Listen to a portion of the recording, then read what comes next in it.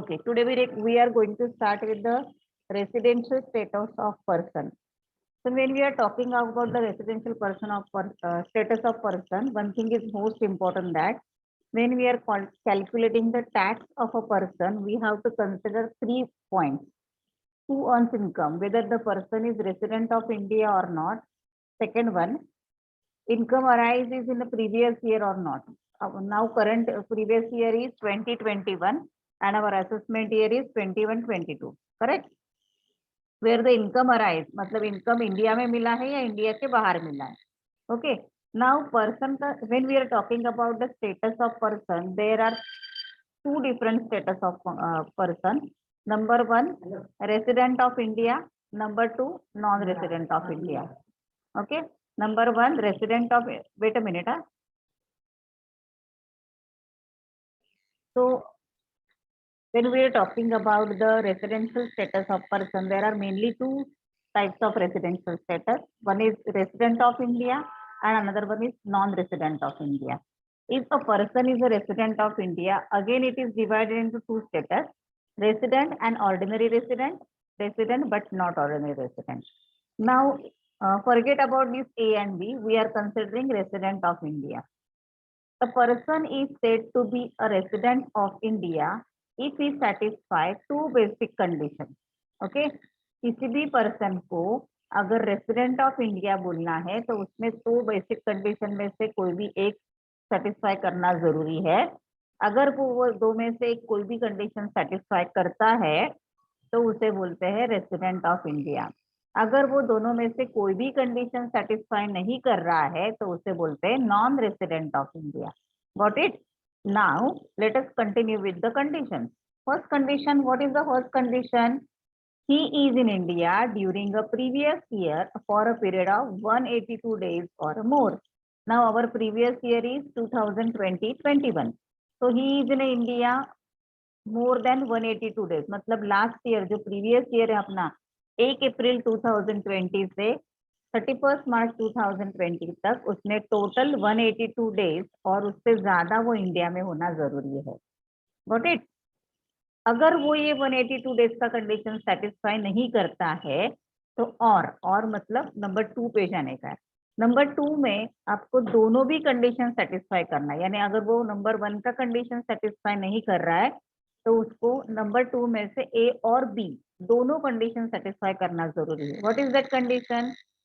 Previous year के पहले 4 सालों में, यानी अपना प्रीवियस ईयर अभी है 2021, उससे पहले 4 साल मतलब 1920, 1819, 1780 एंड 1617, ये 4 सालों में वो कम से कम 365 डेज या उससे ज्यादा समय के लिए इंडिया में होना चाहिए. एंड दोनों कंडीशन ये सेटिस्फाई होनी चाहिए. एंड प्रीवियस ईयर में वो 60 डेज तक इंडिया में होना चाहिए. Just check the condition. समझ में आया है क्या? देखो. Okay, so now if he satisfy either one or both of two A and B, remember that if he satisfies 2A or 2B only, he will not be a resident of India. He have to satisfy both the conditions of 2A and B or only one A. अगर वो satisfy करता है that will be enough. हाँ, तो first of all अगर वो resident of India है कि नहीं देखने के लिए हमेशा फर्स्ट कंडीशन देखो.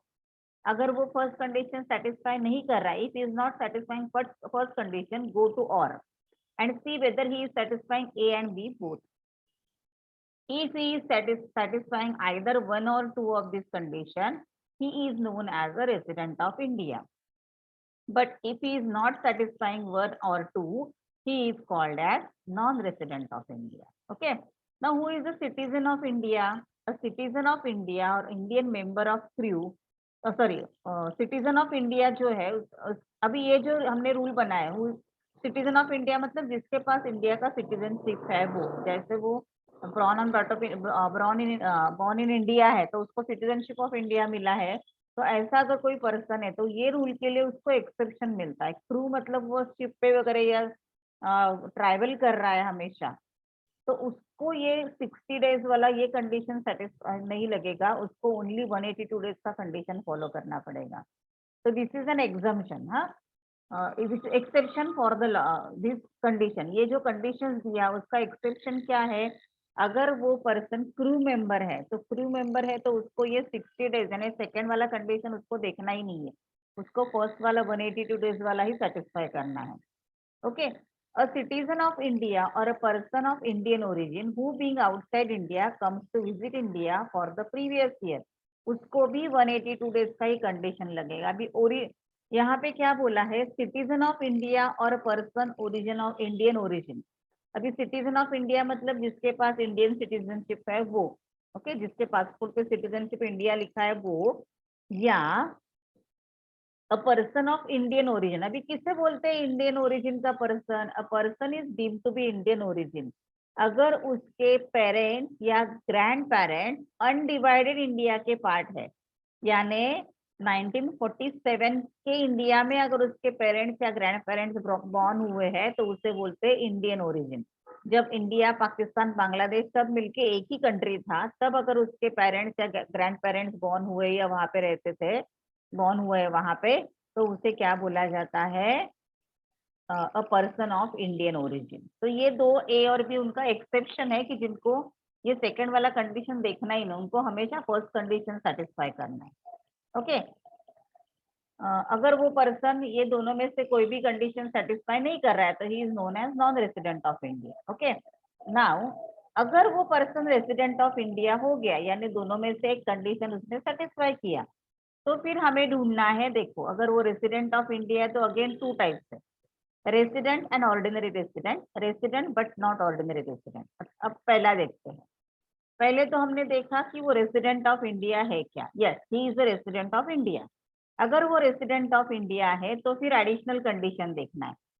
ही has been resident of India for 2 out of 10 immediate preceding previous year, मतलब अपना प्रीवियस ईयर है 2021, उससे पहले के 10 सालों में कि कोई भी 2 साल वो इंडिया में होना चाहिए, उससे पहले के 2 सालों में कोई भी 2 साल वो इंडिया में होना चाहिए।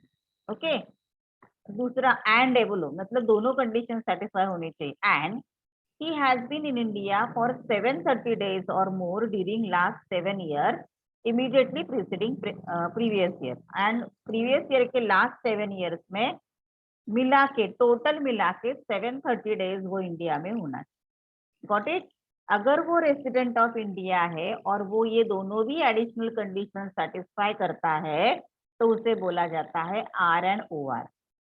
अगर वो रेसिडेंट ऑफ इंडिया है एज पर 6(1), ये 6(1) का कंडीशन है, as per 6(1) he is resident of India but he is not satisfying the condition under section 6(6), ये दोनों कंडीशन वो सेटिस्फाई नहीं कर रहा है एडिशनल वाला, तो उसे बोलते हैं resident but not ordinary resident. Got it? उसे बोलते हैं resident but not ordinary resident. अगर वो इंडिया से बाहर जा रहा है, जब हम लोग डेज काउंट करते हैं तो जिस दिन वो इंडिया में था वो यहाँ पे काउंट किया जाएगा। अगर आपको एग्जैक्ट टाइम दिया है तो इतने डेज इतने आवर्स, इसमें भी हम लोग उसका टाइमिंग काउंट कर सकते हैं। ओके, तो ये दोनों समझा, resident of India and ordinary resident of India, resident of India but not ordinary resident of India. So basically you have to by heart ये दो कंडीशन एंड ये दो कंडीशन। मैं रिपीट करती हूँ, अगर दोनों में से 1 और 2 में से कोई भी एक कंडीशन वो सेटिस्फाई करता है तो he will become resident of India, अगर सेटिस्फाई नहीं करता है तो he will become non resident of India. अगर वो रेसिडेंट ऑफ इंडिया बनता है तो उसको अगेन ये दो कंडीशन देखने हैं, एडिशनल कंडीशन। अगर ये दोनों एडिशनल कंडीशन एंड है तो दोनों सेटिस्फाई करना है उसको। अगर ये दोनों एडिशनल कंडीशन वो सेटिस्फाई करता है तो उसे बोलते हैं आर एंड ओ आर। अगर वो रेसिडेंट ऑफ इंडिया है as per section 6(1) but he is not satisfying these two additional condition, he is known as resident but not ordinary resident of India. Okay. Now how his income is taxable? Is see the three status we have seen: resident and ordinary resident, resident but not ordinary resident, and third one is non-resident of India. See, for income received in India, income accrues and arrives in India, income deemed to be received in India, and income due to accrued in India, मतलब India में मिलने वाला या मिला हुआ कोई भी income, इन तीनों को टैक्सेबल ही है। देखो टैक्सेबल टैक्सेबल दिख रहा है ना आपको फिल इन द ब्लैंक्स में या ऑब्जेक्टिव में, ये हमेशा पूछते हैं कोई तो भी एक इनकम दिया है, वो कहाँ पे मिला है वो देते हैं और आपको पूछते हैं कि वो टैक्सेबल है कि नहीं। देन इनकम एक्रूज और अराइज आउटसाइड इंडिया, मतलब इंडिया के बाहर मिला, बट जो बिजनेस और प्रोफेशन कंट्रोल हो रहा है इंडिया में और वो उसका इनकम मिला बाहर, तो रेसिडेंट पर्सन जो है एंड ऑर्डिनरी रेसिडेंट दोनों को टैक्सेबल है, बट एनआरआई को वो टैक्सेबल नहीं है। Then income received accrues in foreign country, अगर फॉरेन कंट्री में इनकम मिला है तो आर एंड ओ आर को टैक्सेबल है, but R N N O R को नॉन टैक्सेबल है, एंड ये एनआरआई को टैक्सेबल होने का सवाल ही नहीं है। Okay, so on the basis of that we are going to solve some example. State whether the following statements are true or false.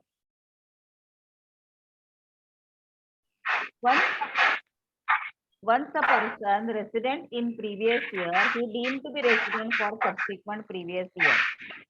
इसका मतलब क्या है कि अगर वो पर्सन एक पर्टिकुलर प्रीवियस ईयर में रेसिडेंट ऑफ इंडिया है तो अगले सब जगह पे वो रेसिडेंट ऑफ इंडिया ही रहेगा क्या? जरूरी है ऐसे? मतलब एक साल में वो रेसिडेंसी की कंडीशंस कंप्लीट कर रहा है तो नेक्स्ट ईयर भी कंप्लीट करेगा, ये जरूरी है क्या? एका वर्षी तो रेसिडेंट ऑफ इंडियाची कंडिशन सॅटिस्फाय करतोय तर प्रत्येक वेळेला नो मॅम. आता येतोय ना आवाज NEET?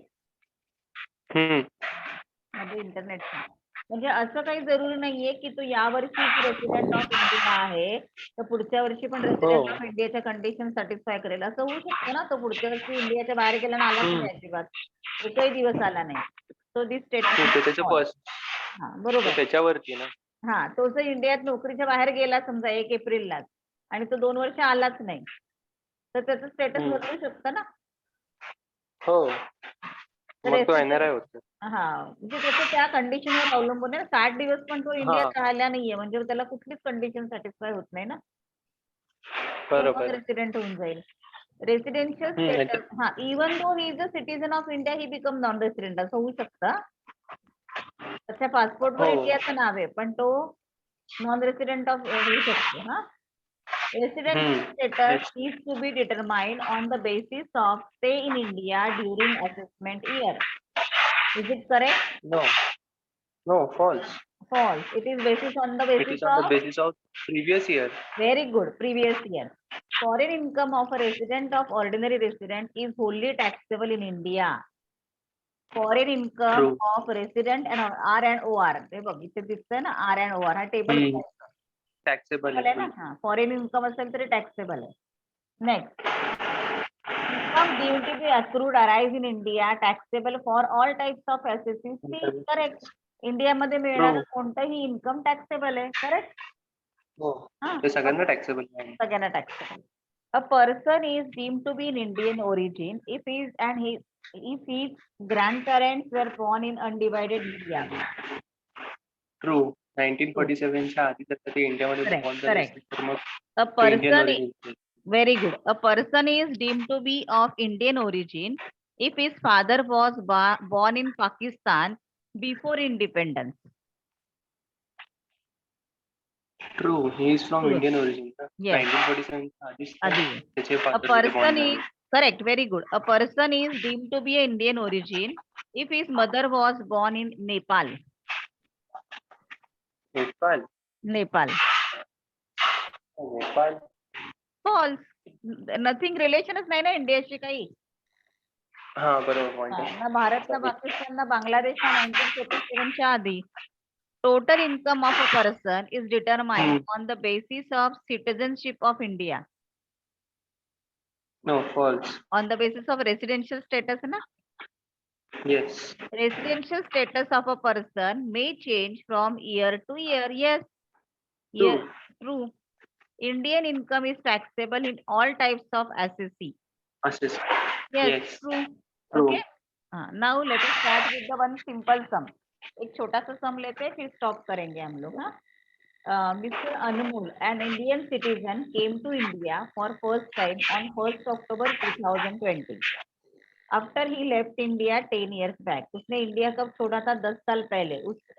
and left India on 21st March 2021. मतलब वो 1 अक्टूबर 20 को इंडिया में आया और 21 मार्च को चला गया। उससे पहले 10 सालों तक वो बिल्कुल भी इंडिया में नहीं आया था, राइट? अभी weather he is an Indian resident और नॉट, उसके लिए हमें सबसे पहले कौन सा कंडीशन देखना है? 182 days. So let us calculate the days first. Okay, forget about all these things. वो कितने दिनों तक इंडिया में था, तो किती दिवस इंडिया मध्ये होता त्याचे डेज आपण कॅल्क्युलेट करूयात. Okay, so let us calculate it. Okay, तो आला कधी? 1 ऑक्टोबरला आला ना, राईट? 1 ऑक्टोबरला आला, म्हणजे ऑक्टोबर पूर्ण वन तिथे होता. ऑक्टोबरचे किती दिवस असतात? 31. 31. हे बघ इकडे 31 घेतले, दिसतंय? Yes, ma'am. त्याच्यानंतर ऑक्टोबर नंतर येतं मंथ नोव्हेंबर. नोव्हेंबर मध्ये पण तो इंडियात होता 30 डेज. डिसेंबर मध्ये steel he in India Yes. 31 days. January steel he in India 31 days. 31 days. February I have taken it as 28 days. February 2021 आलं की नाही? आहे कारण ते हो, लीप इयर नाही पण. नाहीये. लीप इयर कसं आहे तुला ओळखता आलं पाहिजे आता. सो 28 days plus he left India on 21 March. Timing वगैरह कुछ नहीं दिया है, तो एज्यूम करेंगे कि 24 मार्च को वो यहाँ पे था और at the end of the day वो चला गया. तो 21 पूरा आया इधर, हमने पूरा लिया ना, हमने 21 है ना. कितने दिन लिया, किती दिवस होता इंडियामध्ये? 21 मार्च, म्हणून सरळ 21 दिवस घेऊन टाकले मार्चचे.